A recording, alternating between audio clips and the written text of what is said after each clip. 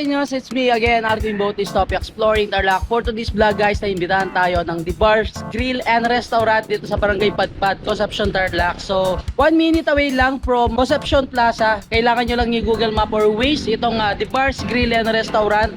And open sila Monday to Sunday, 11 AM to 2 AM. Kapag nandito na kayo, sa may tulay na to, kakaliwa lang kayo. And magmula dun sa kan, makikita mo na tong si The Bars Grill and Restaurant. So, makikita nyo naman, may diki dito sa harapan niya.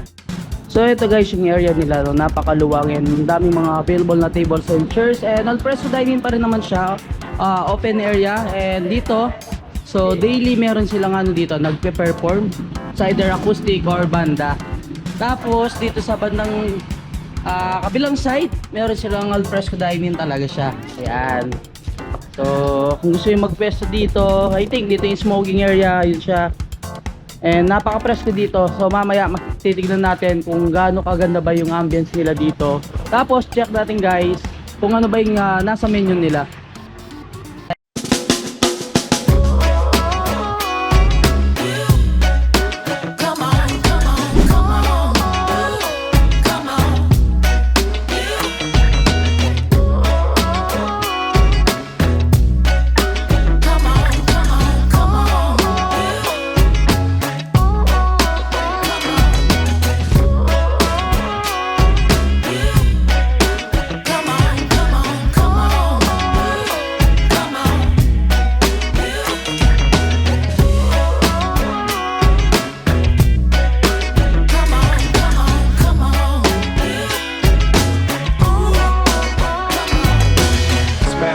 Right here, and you gotta know when it's funky, man.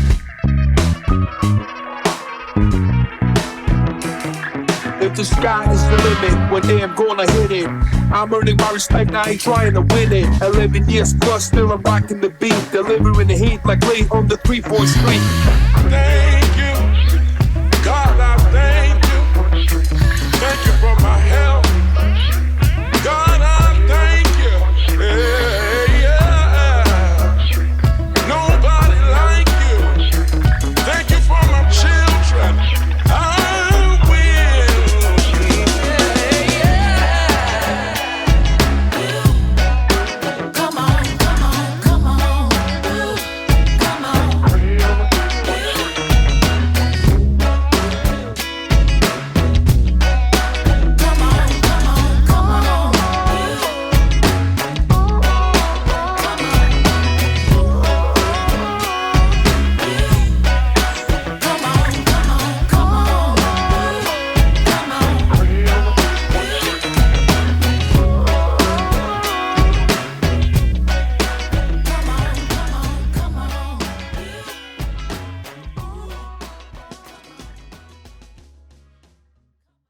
And guys, no, bago natin tikman lahat nung sinerve sa atin ng The Bars Grill and Restaurant. So, kitang-kita nyo naman kung gaano karami yung mga sinerve nila sa atin. Hindi ko alam kung paano natin ubusin ito. Alos, kumpleto lahat guys. Excited ko ng tikman. So, meron silang bibe, itik, kambing, seafoods, ang lahat ng meat. Meron tayong chicken, meron tayong pork, and then beef. So, check muna natin yung kanilang menu. So, sa kanilang menu guys, meron tayong mga silog favorite. Syempre, hindi mawawala yan. Mga barbecue favorite served with rice and side dish na yung mga nila barbecue. Appetizers. So, meron tayong mga appetizers dito. Mga chicken fingers and fries kung may mga kasama kayong kids. And syempre, hindi mawawala dyan guys yung kanilang mga house favorites. Ibig sabihin nito na rin yung mga bestsellers nila. So, lechong kawali, yan, meron tayong ano dito, crispy bagnet, bidangongan. Yan, isa sa mga sinerve nila sa atin. Tapos, so meron din tayong pork dinakdakan and yung dinakdakan na tilapia. And syempre guys, kung gusto nyo naman soup, meron din naman silang mga soup dito. Yung mga sinigang favorites nila. So, kumpleto, meron sinigang salmon, hipon, or combination ng salmon tsaka hipon. Tapos, di mawawala dyan, yung isa sa mga favorite natin, yung sinigang na kambing. Sa mga noodles, yung sinerve sa atin guys, yung special pancit canton. Ayan, napakasahog, napakarami niyang ano. Nakita kanina, ayan, meron siyang atay, meron siyang squid, and meron din siyang shrimp. So, fresh from The Bars Farm, lahat ng mga nandito natin na iba. So, meron tayong ano dito, kalderetang bibe, and then yung kanilang kalderetang kambing, meron din sila dito. Tapos yung kanilang fried itik. Yan, isang buong fried itik yung sinerve sa atin. Mga all-time favorites natin na sisling. Meron silang sisig, tokwat baboy, tofu. And isa sa mga sinerve nila sa atin guys, itong kanilang sisling. Seafood mix, pulutan. So hindi mawawala dyan, syempre, The Bars Grill and Restaurant, yung mga pulutan. Syempre, meron tayong naka-bucket and then meron tayong per bottle. Babarkada kayo and buong family na pumunta dito, gusto nyo mag-lunch, mag-dinner. And then after nyo mag-dinner, pwede rin naman kayong dito, mag-chill-chill. Syempre, daily din naman yung kanilang mga banda and then mga acoustic na nagpe-perform dito. So, meron tayong group meals dito guys with 1 pitcher drinks na sila. At good for 3 to 4 packs, 6 to 8 packs, and then 6 to 8 packs. So, iba-iba. Depende na lang din sa mga gusto nyo. Meron na mga soup, mga ibang meat yung mga in-offer nila. Syempre, isa sa mga nagustuhan ko talaga itong kanilang platter meals. So, sa platter meals nila, meron silang seafood platter, and then yung kanilang all-meat platter. Eh guys, nung una natin titikman ito kanilang crispy pata. Syempre, ito na rin na yung nasa harapan natin. Kung mahilig kayo sa mga putok batok, meron sila dito. Nakakatuwa lang kasi kumpleto sila dito. Lahat ng hinahanap nyo, ma-order nyo.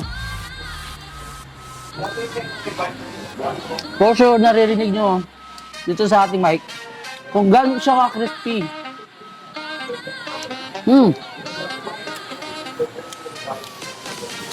Tikman natin yung kanilang pork barbecue.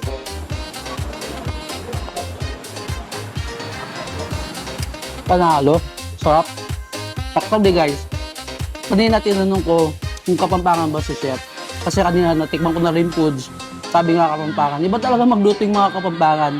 Masarap at malasa yung foods. Natin titikman guys yung kanilang fried itik. So isang buong itik tong serve nila sa atin. I-dip natin dito sa masarap nilang suka. Yun. Napakaraming napakaraming sili tapos yung sibuyas. Agad dumuhiwalay sa buto guys. Napaka-tender and napakalasa. May after-taste siya ng pagka-sweetness. So yun guys, next natin titikman syempre isa sa pinagmamalaki ni The Bars and Grill Restaurant. Ito kanilang diretang bibe. Yun. Actually, excited kung tikman talaga yung mga foods nila. Ito yung mga hindi ko madalas matikman, lalo-lalo na yung fried itik, tapos itong kalderetang bibe. Sobrang lambot. Ang napakalasa ng sauce na.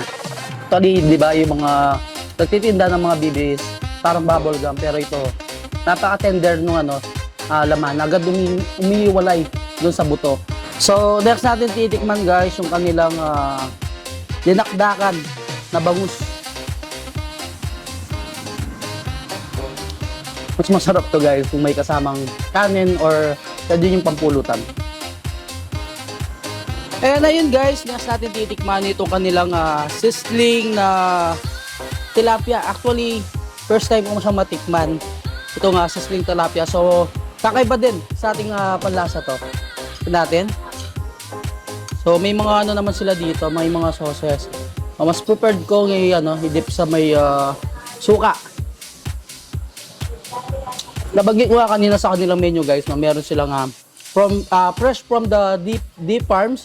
Kaya yung nila, yung bibe, yung fried itik, tapos yung mga isda is napaka-fresh yan, syempre napakalinamnam, lalo-lalo na kung bagong harvest to. So yun guys, tikman muna natin yung bulalo soup nila.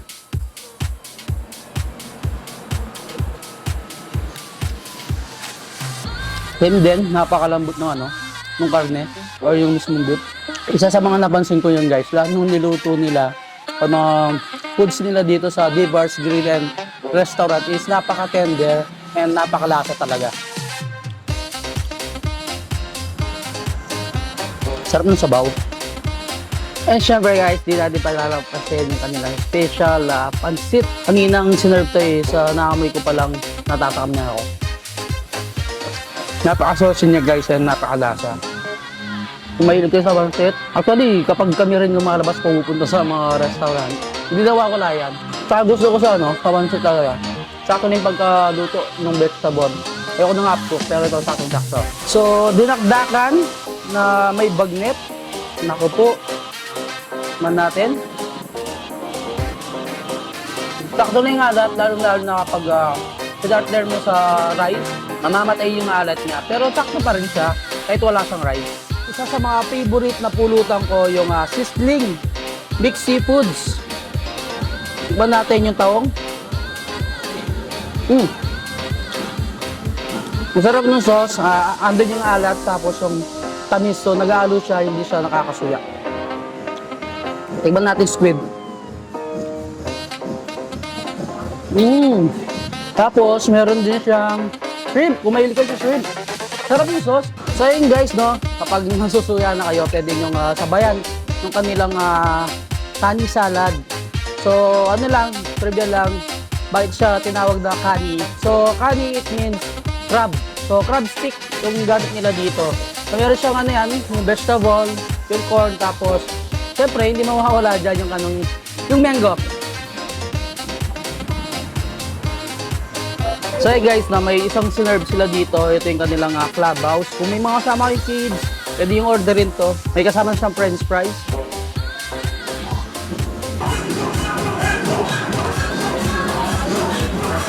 Ito kanilang red ice guys. Is kasama na dito sa kanilang platter or yung mixed platter na binanggit ko kanina.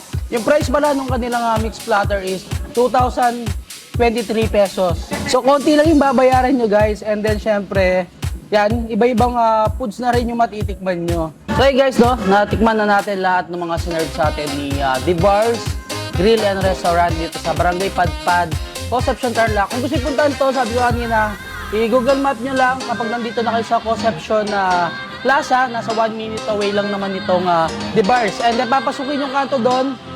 So bago kayo makarating dun sa tulay, liko na kayong pakaliwa. And ilang segundo lang, makikita mo na itong signage ni The Bars Grills and Restaurant. Actually, yung foods is the best and approved. Siyempre guys, napakalasa. And sabi ko nga kanina, lahat ng mga sinerve nila sa atin is napakalambot, napaka-tender talaga ng mga meat. And lahat ng gusto nyo, craving, so andito na lahat. Meron seafoods, meron lahat ng meats, meron pa silang bibe, itik, tsaka kambing.